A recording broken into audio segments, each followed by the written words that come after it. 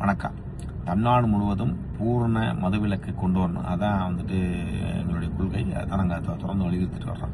சரி, பூர்ண மதுவிலக்குனா சாராயமே வைக்கக்கூடாது. நீங்கள் சாராயத்தை ஒழிச்சிட்டு நீங்கள் கல்லுக்கடையை தரங்கப்பா. ஏழை எளிய மக்கள் அந்த காசு ஃப்ளோட்டிங் ஆகும் இங்கே தான் இருக்கு.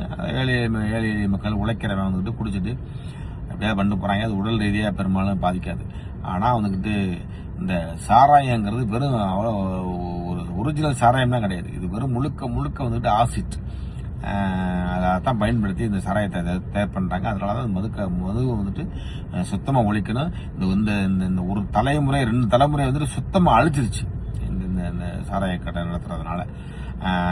இது ஒரு பக்கம் இருந்தாலும் இன்னொரு பக்கம் என்னன்னா, இந்த சாராய கடையில வேலை பார்க்கறாங்கல்ல, டாஸ்மாக் அரசு மதுபான கடையில வேலை பார்க்கறவங்களுக்கு ஏகப்பட்ட சிக்கல் இருக்கு. இந்த கடையில் வேலை பார்க்கறவங்களுக்கு, அந்த கடையில இருக்கிறவங்க அவங்க தான் வாடகை கட்டணும். சொந்த பணத்துல இருந்து வாடகை கட்டணும்.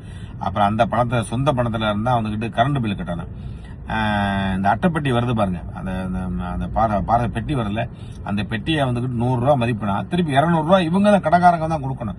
அப்புறம் அந்த பெட்டியை ஏத்தி இறக்குறாங்கல்ல, அதுக்கு கூலி கொடுக்கணும்.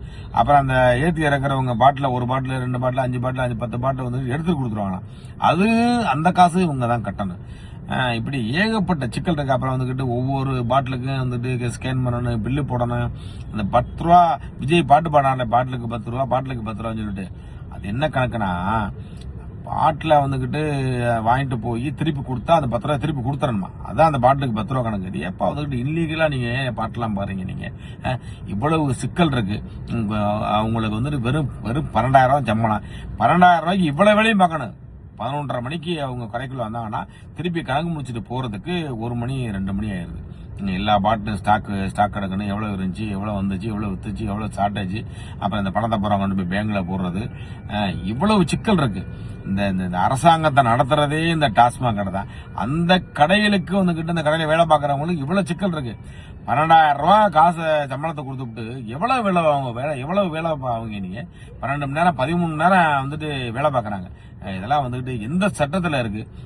இதனால அரசு அதிகாரிகள் அரசு உண்டு கொடுக்கறதா மிச்சம். அதனால தயவு செய்து இந்த கடையில பூரா படிப்படியா குறைச்சி இவங்களை பூரா அந்த கடையில வேலை பார்க்கறவங்களுக்கு பூரா அரசு மரியாதை கொடுத்து மரியாதையா மரியாதையா நடத்தணும். வேலை கொடுக்கணும் உங்களுக்கு தொடர்ந்து.